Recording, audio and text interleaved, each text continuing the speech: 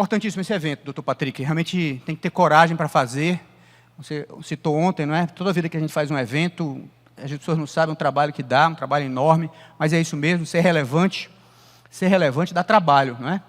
E discutir um tema desse tão importante, um tema do federalismo, trazer isso para a pauta dos debates dos tribunais de contas é um feito e tanto, porque é um tema que, regra geral, o federalismo é um tema quase secundário no Brasil, infelizmente. A gente esquece que, embora a Constituição brasileira não fale Estados Unidos do Brasil, como já falou no passado, né? A primeira Constituição era assim, mas a gente tem lá, logo no início da nossa Constituição, que é República Federativa do Brasil, não é? Então, a federação está em vários dispositivos, muito assegurada, é cláusula pétrea da Constituição, é motivo de intervenção, né, se você desobedecer princípios federativos. Então, ela realmente, a federação, o federalismo, esse conceito tão importante é muito relevante. Mas, infelizmente, acho que pouco debatido.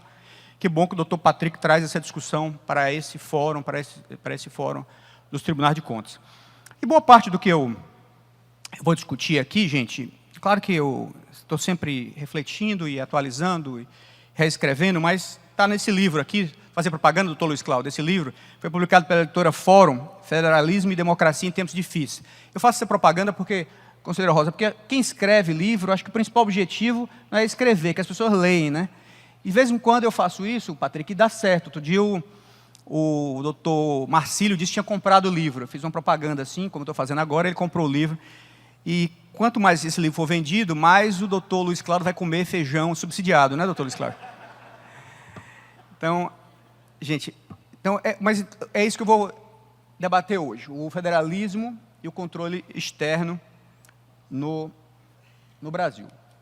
Então, eu vou começar com o grande Alexis de Tocqueville, não é? Escreveu um livro famoso, Democracia na América, escreveu vários livros importantíssimos para entender o mundo, até hoje, no século XIX. Uma das principais reflexões que ele fez, quando ele foi aos Estados Unidos, a famosa viagem que ele fez ali na primeira metade do século XIX, foi aos Estados Unidos, ele que era um aristocrata francês, né, muito envolvido com as instituições francesas, mas a terra de Montesquieu, né, a terra da separação dos poderes. As ideias de Montesquieu, como todos sabemos, o maior país federalista do mundo, o que implementou com mais força as ideias de Montesquieu, foram os Estados Unidos. Não é? Apesar de Montesquieu ser francês, foram os Estados Unidos que implementaram com mais energia, com mais profundidade, intensidade as ideias de Montesquieu.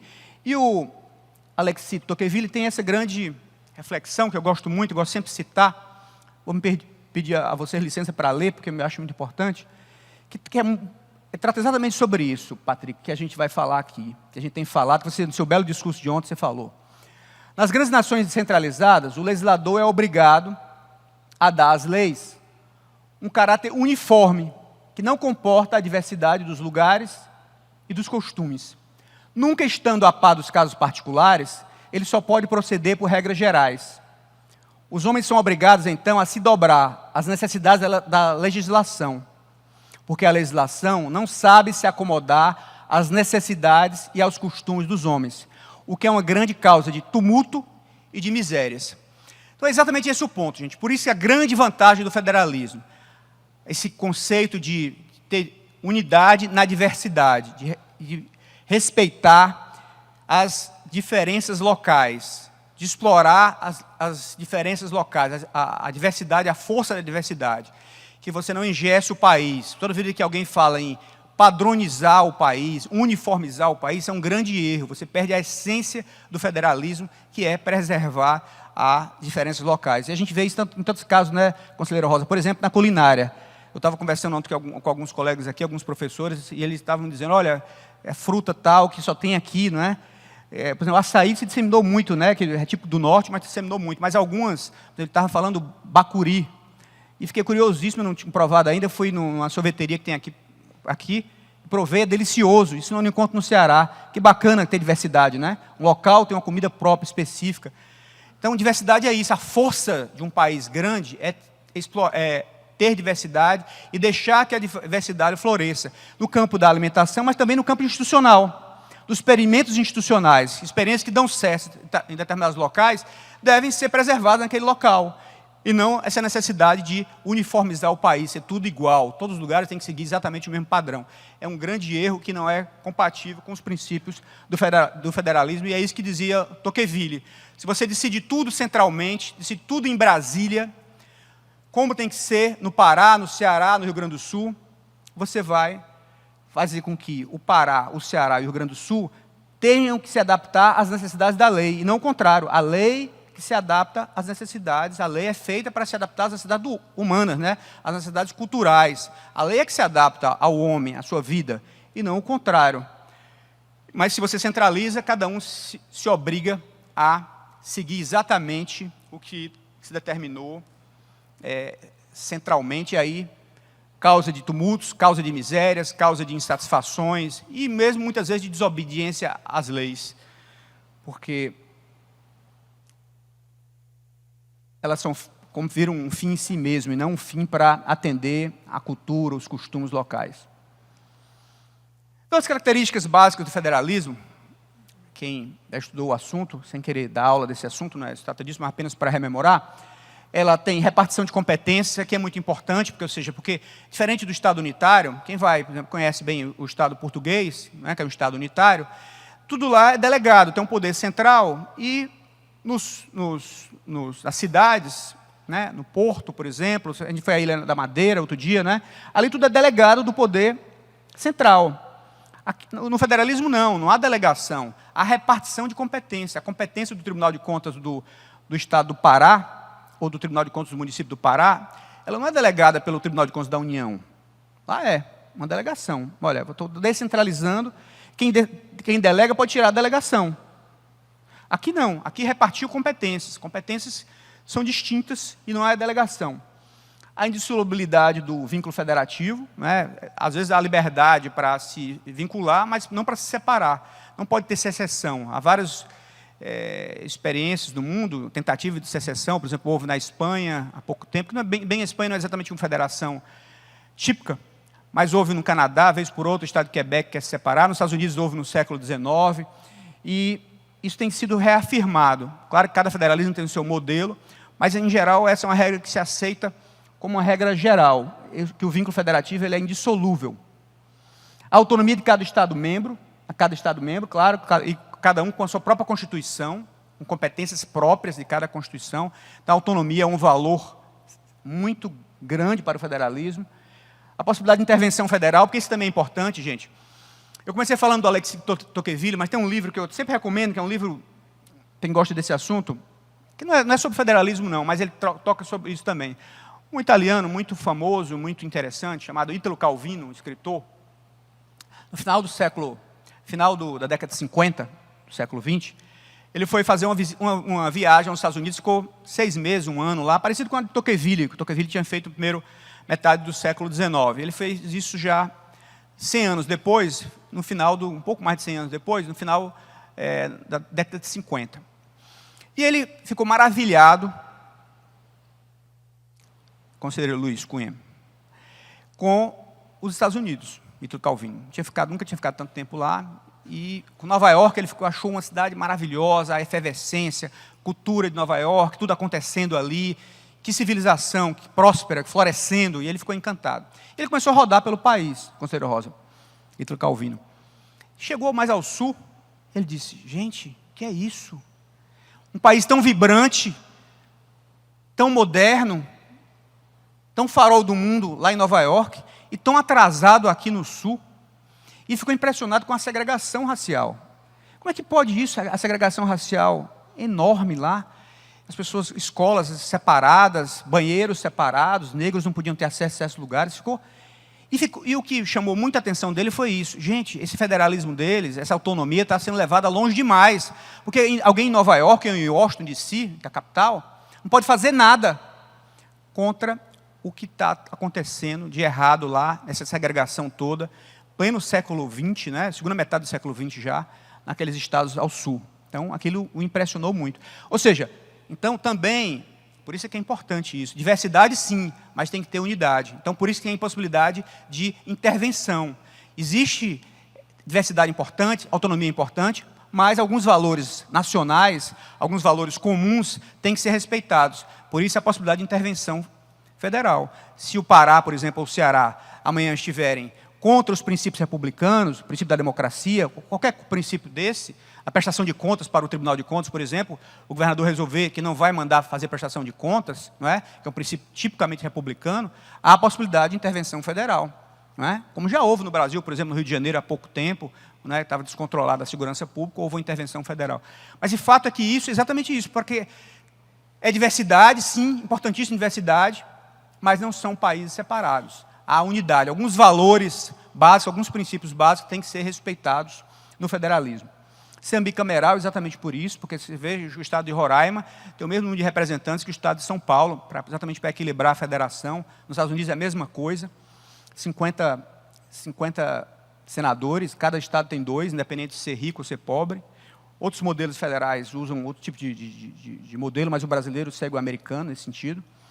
A eficácia direta do direito federal, claro que exatamente por isso, porque é uma nação só. E a existência de um tribunal para dirimir conflitos federativos, que no Brasil é o Supremo Tribunal Federal, que é basicamente um tribunal da federação. Ele é várias coisas, o Supremo, claro, até um tribunal penal ele é. Mas uma das suas funções é ser um tribunal que resolve os conflitos federativos. Então, toda federação, em regra, também tem um tribunal que resolve esses conflitos federativos.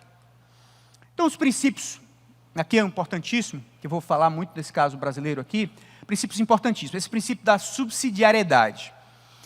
Muito aplicado na Europa, nos Estados Unidos. Basicamente, o que quer dizer ele, gente? Dizer o seguinte, olha, tudo que você puder fazer localmente, faça. Aqui em Belém, aqui no Pará, se sabe muito mais quais são os problemas do Pará do que as pessoas em Brasília, não é? Vocês sabem quais são os problemas daqui. As pessoas lá no Ceará sabem quais são os problemas do Ceará. Então, tudo que puder ser feito localmente, na esfera mais próxima do cidadão, faça. É mais fácil fiscalizar, é mais fácil saber quais são as preferências. Então, você fortalece a democracia. Então, o princípio da subsidiariedade é isso. Faça tudo o mais próximo possível do cidadão, na esfera de governo mais próximo do cidadão. Só centralize aquilo que for absolutamente necessário. Quão longe a gente está disso, né, doutor Patrick, na prática? Ontem o doutor Patrick citou o federalismo sem federação, o professor Fernando Rezende cita. Quão longe é do princípio da subsidiariedade, que é tudo local. A exceção, a regra é o local, a regra é o Estado, é no município. A exceção é o nacional. O princípio da solidariedade entre os entes federados também, gente, porque, de novo, aquela história, é uma federação, é um país só. Se não tiver solidariedade, você vai ter, já que é um país só, e você tem livre mobilidade, você vai ter desertos no país. Não é? As vagas correm para o mar, se tiver só desenvolvimento em um estado da federação ou em uma região da federação, todo mundo corre para lá, você vai ter uma migração em massa e vai ter estados desertos. Até do ponto de vista geopolítico, é complicado, né? Então tem que ter, por isso tem sistema de transferências, né? Por isso que tem fundo de participação dos estados, fundo de participação dos municípios. Todas as federações do mundo, em maior ou menor grau, tem algum sistema de equalização, exatamente porque tem a solidariedade entre os entes federados é um princípio fundamental. O princípio da dualidade federativa também é importantíssimo, porque tem 2 ordens jurídicas, a ordem jurídica federal e a ordem jurídica dos estados, e até 3 no Brasil, né, dos municípios também, que têm que ser respeitadas. Algumas competências são dos estados, algumas competências são dos municípios, outras são da União, outras são comuns ou concorrentes. Mas as que são do Estado, elas não podem ser invadidas pela União. Então, tem uma dualidade federativa. Isso tem que ser respeitado. A igualdade entre os entes federados. São Paulo não é mais importante do ponto de vista político, federativo, do que Roraima, do que o Pará, do que o Ceará. É igualdade federativa. E a União não é mais importante do que nenhum Estado. Isso é importante citar também, enfatizar também. A União não é mais importante que nenhum Estado. Ela tem competências próprias, né, de ter relações com o resto do mundo, defesa, mas ela não é mais importante que nenhum Estado. Nenhum Estado é mais importante do que o outro. E o princípio da simetria, que esse é um problema que é aplicado em excesso no Brasil, doutor Patrick, e causa tantos problemas no Brasil, o princípio da simetria, que diz o seguinte, olha, o que foi feito na União tem que ser obrigatoriamente reproduzido nos estados e nos municípios, se for o caso. Isso tem engessado muito o país, tem tornado o país muito muito homogêneo, tirando essa diversidade tão importante do federalismo, o experimentalismo que é tão importante para o federalismo. Então, a essência do federalismo, já dizia Montesquieu, voltando para ele, é conciliar as vantagens de ser grande e de ser pequeno ao mesmo tempo. Grande em que sentido, gente? Ele dizia isso, olha, respeitado como uma grande nação. Respeitado como uma grande nação. Quando o Brasil entra no mundo, ele entra como uma grande nação. Um país grande, nona, décima, oitava, varia, PIB do mundo, né? Com uma população de mais de 200 milhões de pessoas. Então, é um país respeitado no mundo. É uma grande nação do mundo, a maior da América Latina, né? Um grande PIB, uma grande população. Então, ele é respeitado como uma grande nação. E a vantagem de ser pequeno, no sentido de você respeitar as liberdades locais, as escolhas locais, as preferências locais, descentralizar. Quanto mais você se descentraliza, mais possibilidades de agir com uma pequena nação, nesse sentido de criatividade, experimentação institucional, tudo isso que o federalismo bem aplicado, não esse federalismo sem federação sem federalismo, mas o federalismo genuíno, verdadeiro, com descentralização, ele proporciona. Respeitado como grande nação, livre e feliz como uma pequena nação. Vamos olhar então o caso do Brasil, gente. Como a gente vê como o nosso federalismo ele tem muita assimetria. Já estou entrando em federalismo fiscal, doutor Patrick. A gente olha, por exemplo, a distribuição vertical, ou seja, União, Estados e municípios. Quem fica com cada bolo da arrecadação tributária, na hora da tributação. A gente sabe que como a União tem mais meios, e até por teorias de finanças públicas, teorias tributárias, alguns tributos somente são mais aconselháveis que sejam de responsabilidade da União, por uma série de razões. Por exemplo, tributos que sejam muito progressivos. Se o Estado do Pará tiver um tributo, um imposto de renda, por exemplo, muito progressivo, pode ser que muita gente saia do Pará e vá para Amazonas, não é? Ou vá para Rondônia. Então, há um certo consenso que tributos que tenham uma finalidade distributiva também, eles sejam centralizados, exatamente para o que a gente vê com a guerra fiscal do ICMS. Né? Como é descentralizado, acaba tendo muita guerra fiscal. Se o imposto de renda fosse centralizado, talvez tivesse também muita guerra fiscal e acabava tendo uma erosão da base tributária. Mas o fato é que a União hoje, como ela fica com a maior parte das bases tributárias que estão na União, ela tem hoje 66% de tudo que é arrecadado no Brasil, fica com a União. Fica com a União, não. Ela que arrecada, depois ela distribui, que eu vou falar daqui a pouco, depois da distribuição.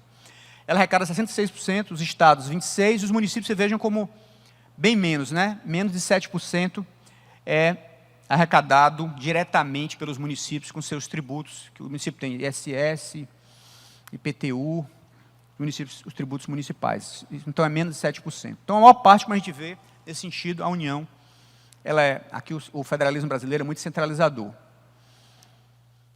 Quando a gente olha a distribuição horizontal, ou seja, compara um estado com o outro, né? Ali eu estava comparando a União com os estados com os municípios, agora estou comparando os estados entre si.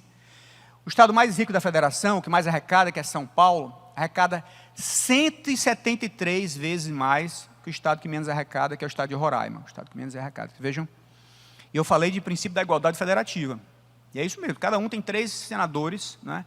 A importância política é a mesma, né, do ponto de vista federativo, são iguais, sentam à mesa como iguais. O estado de São Paulo arrecada 173 vezes mais que o estado de Roraima. Em relação ao segundo estado, que é Minas Gerais, em arrecadação, São Paulo arrecada quase 3 vezes a mais que o segundo estado da federação. Em termos per capita, ou seja, dividido pela população, arrecadação, São Paulo deixa de ser o estado que mais arrecada, se torna o terceiro ou quarto, salvo engano. E Mato Grosso, propaganda do livro de novo, viu? Esses dados todos estão aqui nesse livro, aqui em detalhes. Estou Luiz Cláudio. O Mato Grosso supera o que menos arrecada em 4 vezes. Maranhão, aí, do ponto de vista per capita, não é o Maranhão. É interessante até, porque Roraima, quando a gente colocar as transferências, que eu vou mostrar já já, sai do último lugar, passa a ser o primeiro em arrecadação per capita, depois das transferências. Veja como as transferências têm um papel importante, então, no Brasil. A distribuição horizontal, arrecadação própria, mais as transferências da União para os estados. O estado de São Paulo dispõe de 52 vezes, olha, eu tinha falado no número anterior, que era 173 vezes.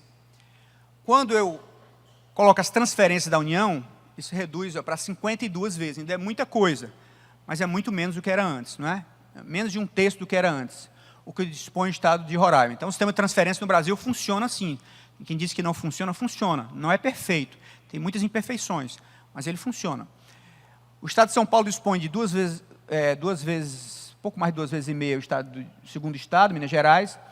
Mas em termos per capita, olha, isso inverte, doutor Patrick. Roraima, que era o último, passa a ser o primeiro em termos per capita, depois das transferências. Superando o Maranhão, que continua o último após a transferência. Olha, funciona para Roraima, mas Maranhão, como tem uma população grande, Roraima porque tem uma população pequena, então, em termos per capita, funciona. Maranhão, como tem uma população grande, não chega a funcionar em 2,55 vezes. Eu estou dizendo, por que eu estou mostrando isso, gente? Para mostrar como o federalismo brasileiro tem assimetrias, como são diferentes, do ponto de vista financeiro, as receitas. Essa questão é interessante. Depois das transferências, como é a distribuição vertical? A União, que estava com deixa eu ver aqui o número aqui, 66, cai para 55, depois das transferências. Ela fica com 55% da receita disponível. Os estados ficam mais ou menos com a mesma coisa. Não, estava com 19, se não me engano, deixa eu ver aqui. 26, o estado até cai, 25,5, porque eles transferem para os municípios. E os municípios que estavam só com 6,9, ficam com 19,5. Eu até estava falando com o doutor Luiz Cláudio aqui, há pouco.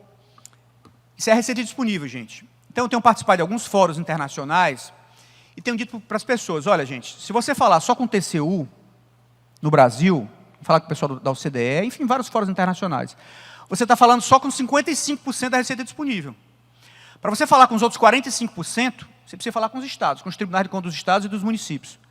Então, você está falando só com 55%. O TCU controla 55%. Os outros 45% são controlados pelos tribunais de contas dos estados e dos municípios. Então, quem quiser conhecer o Brasil, precisa conversar também com os estados e com os municípios. Não é? Do ponto de vista do controle, precisa conversar também com os tribunais de contas dos estados e dos municípios. Eles têm percebido isso, tanto é que nós temos sido muito procurados pelos organismos internacionais também. Né? O Instituto Rui Barbosa tem feito várias parcerias com várias instituições no mundo, exatamente porque estão percebendo isso. Que o Brasil é uma federação, que apesar de ser centralizada, tem o seu grau de centralização razoavelmente grande. 45% não está na União da receita disponível no Brasil e, consequentemente, do gasto público, está nos estados e está nos municípios. E, falando sobre, nesse aspecto, então, falando sobre o controle externo, gente, esse aqui é uma questão muito relevante. Ora, o controle externo no Brasil é tipicamente federativo. Se existe uma área que o Brasil seguiu muito bem o modelo federativo, conselheira Rosa, foi no controle externo. Porque ele criou, né, o TCU, que tem responsabilidade exclusiva para a União, para o governo federal, e criou os TCEs e os TCMs. E aqui até uma certa... veja que, às vezes, o município, a gente observar bem a Constituição, o município, apesar de ser ente federativo, e se repete muito, que o Brasil é dos poucos países do mundo que ele é um ente federativo, de fato, quando a gente lê a Constituição brasileira, diz lá, o Brasil é formado pela união indissolúvel de estados e municípios. A Constituição americana é diferente, é a união dos estados. O município não está lá na Constituição americana, né? É a união dos estados. Aqui é a união dos estados e dos municípios, está expressamente isso. Mas, apesar disso, municípios têm competências mitigadas, é como se fosse um ente da federação com menores atribuições. Por exemplo, ele não tem poder judiciário próprio, né? Não tem Ministério Público próprio. O Tribunal de Contas mesmo, o Tribunal de Contas só tem órgão municipal estrito senso, o município de São Paulo e o município do Rio de Janeiro. Todos os demais, mesmo aqui no Pará, que não é que tem o Tribunal de Contas dos municípios, é um órgão estadual. Não é isso? Então, o município, de certa forma, na federação, ele entrou como como se fosse um ente federativo com menores atribuições nesse sentido. Apesar de né, se a gente viu ali, ele fica com 20% da receita disponível do país, o que talvez seja pouco ainda pelas atribuições que os municípios têm, né, essa é uma briga dos prefeitos, mas já é um número substancial, né, principalmente em relação ao passado, que foi no passado. Os municípios, então, esse controle, isso até surpreende, doutor Luiz Cláudio, quando a gente vai conversar no exterior, até nos movimentos da Intorsai, conversa com os tribunais de contas mundo afora. Eles ficam, às vezes, sem entender exatamente isso. Mas, espera aí, quer dizer que o TCU, então, tem hierarquia sobre os tribunais de contas dos estados, os tribunais de contas dos municípios? Não, não tem. Como assim não tem? Né?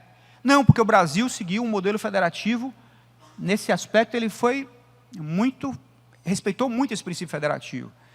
Então, o TCU, a competência é exclusivamente federal. Nos Estados Unidos, a gente vê quem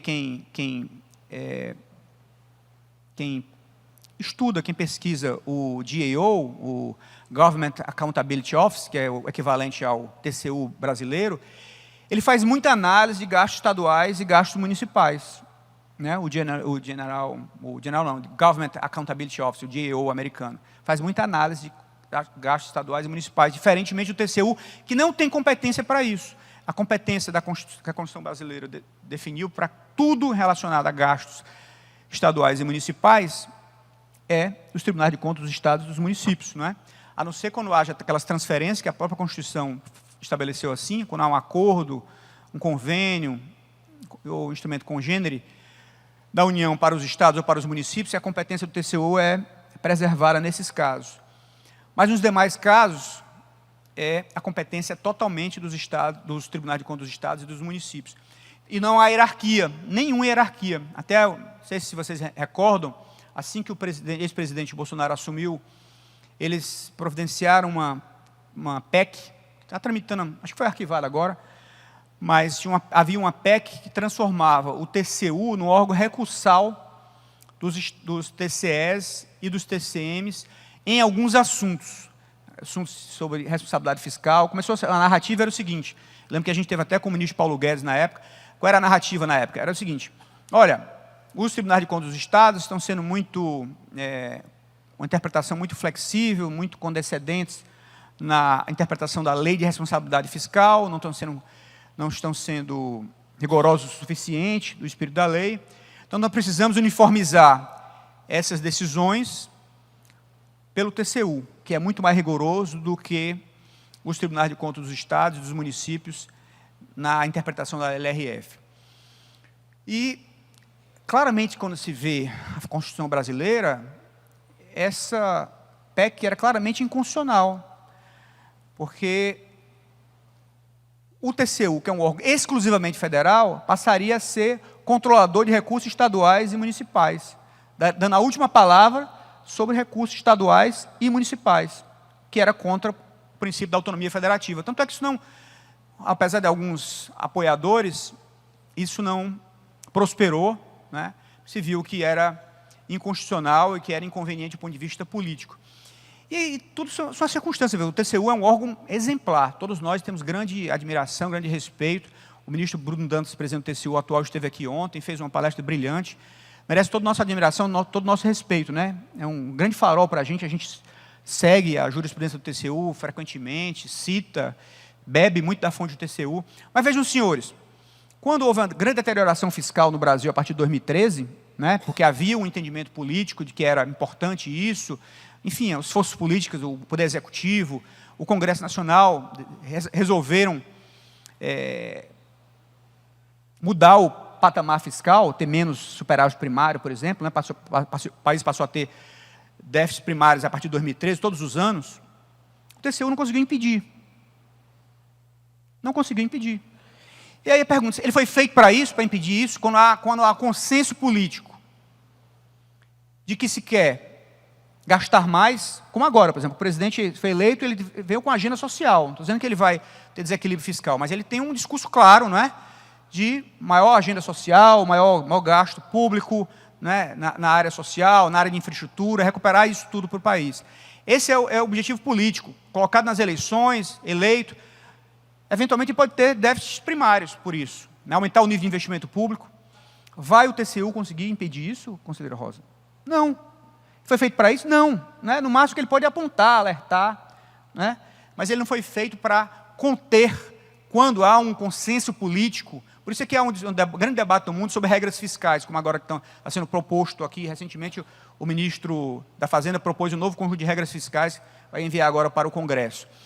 Esse conjunto de regras fiscais, enquanto houver compromisso político com elas, ok, o Tribunal de Contas atua muito bem, porque ele pode lembrar toda hora, ele pode alertar, ele pode até aplicar sanções quando for desobedecida, mas porque está dentro de um contexto político de obediência àquelas normas. Mas quando deixa de haver consenso político sobre aquelas normas, muito dificilmente um órgão de controle vai conseguir conter, não é? Nem o TCU não conseguiu conter a partir de 2013, e os TCEs também, e os TCMs também não conseguirão, quando não houver mais consenso político. Então, acho que esse é um item muito importante para destacar, e principalmente isso, gente. Parece, talvez para quem seja do controle, uma obviedade, mas para quem não é do controle, não é óbvio. Eu vejo isso advogados todos os dias lá no Tribunal de Contas do Ceará e Brasil afora, achando que quando o TCE decidir alguma coisa, ele pode recorrer para o TCU, né? Não pode. É um órgão, até estava discutindo agora sobre isso, o Tribunal de Contas é um órgão de soberania, como é em Portugal, né? Está expressamente na Constituição portuguesa, o Tribunal de Contas como órgão de soberania. Nesse sentido, ele é um órgão de soberania, porque não cabe recurso nem para o TCU, né? Nem para o Poder Judiciário, a não ser que haja uma falha formal, um direito. Mas sobre mérito, você não recorre para outro órgão, ou seja, a decisão dele se esgota nele próprio. Então, nesse sentido, é um órgão de soberania, não é? Por essa definição. E respeitar a autonomia do controle externo, quer dizer, pacto federativo, como estava enfatizando há pouco, não é? Agora, a grande questão, até tocando um pouco, que o doutor Patrick falou muito sobre ontem, num belo discurso que ele fez ontem aqui. Qual é a grande dificuldade, gente? Por exemplo, aqui o modelo, que é um modelo vitorioso, pelo que eu sei, conversei com a conselheira Rosa, com o Patrick, com os conselheiros aqui, que é um modelo vitorioso, que há uma independência do Ministério Público de Contas, né? E histórica, né? Há 30 anos, está na Constituição do Estado. Ou seja, a federação, um Estado da federação, escolheu um modelo. E acha bom esse modelo. Segundo tenho conversado, o Tribunal de Contas está bem acomodado, acha que é um modelo eficiente, o Ministério Público também acha que é eficiente, a sociedade paraense está feliz com esse modelo. E aí a federação vem e diz, não tem diversidade, tem simetria, princípio da simetria, tem que ser igual, não pode ter experimentalismo institucional neste campo. A Constituição definiu que o modelo é único. Veja o problema que pode causar, né? Todos aqui estão felizes com o modelo que tem, aí vem a União, em Brasília, e diz, olha, não pode, a Constituição, a interpretação da Constituição, na verdade, a Constituição sempre é interpretada, né? A interpretação da Constituição é que não pode, aqui não pode, tem que seguir um modelo único, que é o modelo federal, que é o modelo TCU, todos têm que seguir. Veja o problema que isso pode causar, né, quando você não respeita isso. Então, quando a gente olha a jurisprudência do Supremo Tribunal Federal, em regra, tem mudado um pouco, assim, principalmente no campo dos discursos, no campo da retórica, mas no campo das decisões ainda muito menos. Essa jurisprudência ela é muito centralizadora, ela privilegia muito, todos aqueles princípios que eu falei, a maior parte é descentralizador. O princípio da subsidiariedade, por exemplo, ele é essencialmente descentralizador, ou seja, tudo que puder fazer localmente, faça. Mas o princípio da simetria é o oposto, é um princípio centralizador, que diz o quê? Faça tudo igual ao que a União está fazendo. Eu quero inventar alguma coisa, não pode, é inconstitucional, tem que fazer igual a União está fazendo. É o princípio da simetria. Vejam que está a tensão entre esses dois princípios, e a jurisprudência do Supremo Tribunal Federal tem privilegiado, embora com mudança de discurso, como eu disse há pouco, no campo da retórica, no discurso, mas na prática tem privilegiado muito o princípio da simetria, que é centralizador. Eu acho que esse caso aqui é um caso típico, né? O princípio da simetria centraliza, um modelo único, um modelo definido em Brasília, modelo TCU, tem que ser seguido por todos. E essa jurisprudência centralizadora, que privilegia o princípio da inércia, o princípio da assimetria, tem um poder inercial muito grande. A força inercial da jurisprudência passada é muito grande. E é bom que seja assim, nesse sentido, né, que você não mude a jurisprudência toda hora. Né? Isso é segurança jurídica. Né? Nos Estados Unidos, eles usam lá o stare decision, que é exatamente isso. Olha, o juiz decide a partir do que foi decidido no passado. Se ele vai decidir diferente do que foi decidido no passado, ele tem que fundamentar muito bem. Né? Então, para evitar exatamente cavalo de pau, né? Evitar mudanças abruptas, mudanças bruscas. Isso é positivo. Mas quando é levado ao extremo, você dificulta esse entendimento de que é preciso mais descentralização. Até o ministro Gilmar Mendes tinha uma frase, ele próprio diz isso, como eu disse, no nível de discurso, eles são muito fortes nesse aspecto, ele diz assim, olha, federalismo no Brasil é discurso de domingo, aquela história, né? Domingo você resolve todos os problemas seus, domingo você diz que vai entrar na academia na semana, que vai se exercitar todo dia, que vai economizar dinheiro, que vai isso, que vai aquilo, chega segunda-feira, vai dando uma preguiça, né? Na terça-feira. Então, o federalismo também é isso, quer dizer, discurso de domingo nesse sentido, que todos falam que tem que ser mais descentralizado, tem que ter mais federalismo, que tem que ter mais princípio da subsidiariedade, mas, na prática, a força inercial da jurisprudência centralizadora é muito grande, faz com que a gente avance pouco nesse caminho da maior descentralização. Então, eu vou concluir, comecei com o Tocqueville, vou começar com o atual presidente da Suprema Corte americana, o John Roberts. Essa frase dele, ele disse no famoso julgamento, talvez o julgamento mais importante agora do século XXI, no campo do federalismo fiscal. Quem não leu esse julgamento, eu recomendo que leia, quem tiver interesse, claro, em federalismo fiscal, que é no Obamacare, que é o Affordable Care Act, né? O famoso Obamacare. Não sei se vocês, rememorando basicamente o que foi o Obamacare, ele impôs que os estados, era muito interessante, não era? Era o estado maior, um governo federal maior, no sentido de maior estado de bem-estar social. Né? A cobertura de saúde nos Estados Unidos muito pequena em relação ao modelo europeu, mesmo em relação ao Brasil, muito pequena. E o presidente Obama ganhou a eleição com essa proposta e fez. O seguinte, olha, os estados agora têm que ter uma cobertura muito maior de saúde pública. Né, alcançando gente que não era alcançada antes, gente de certo nível de renda, e muito mais próximo do modelo europeu do que era antes, que é um modelo muito liberal. E aí, os liberais americanos não aceitaram e foram à Suprema Corte americana dizendo o seguinte, olha, há uma interferência indevida no federalismo americano, excesso de centralização. Porque, embora seja... E aí isso decidiu a Suprema Corte americana. Seja bom, e decidiu que isso era constitucional, aumentar os gastos em saúde, aumentar a cobertura em saúde, isso é bom, ele disse que era constitucional, os republicanos achavam que era inconstitucional, mas a Suprema Corte disse que era constitucional. Mas uma parte, ela disse que era inconstitucional, que era o seguinte, e o John Roberts foi o voto decisivo, o presidente da Suprema Corte, que era, quando transferir, se você, Estado, não aderir, era voluntária a adesão. Mas a adesão ao Estado, o governo federal estava transferindo mais dinheiro para os Estados gastar em saúde. Mas, se o Estado era voluntário, mas se o Estado não aderisse, ele perderia as outras transferências que ele já recebia antes, com saúde.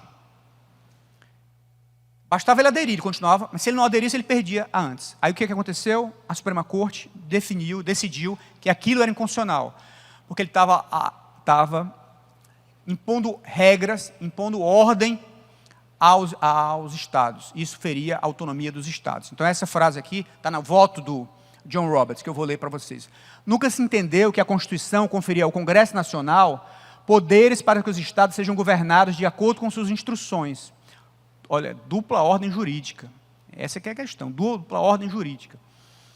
De outro modo, o sistema de duas esferas de governo, estabelecido pelos autores da Constituição, daria lugar a um sistema que concentraria poderes em um governo central e que faria sofrer a liberdade individual. Então, isso, no meu ponto de vista, essa interpretação da Constituição americana se aplica perfeitamente à Constituição brasileira. No Brasil, nós não temos, gente, um Congresso total. o Congresso Nacional não é o Congresso total. Ele tem atribuições específicas, mas tem atribuições que são da Assembleia Legislativa e são da Câmara de Vereadores. Então não é um Congresso total, é um Congresso com competências específicas. Ele não pode invadir, sob pena de inconstitucionalidade, esse é o ponto de John Roberts, competências que são das Assembleias Legislativas, nem que são das câmaras municipais, né? Senão você vai ferir o federalismo e vai reforçar mais ainda esse tal federalismo sem federação que o Dr. Patrick nos lembrou ontem. Muito obrigado, gente.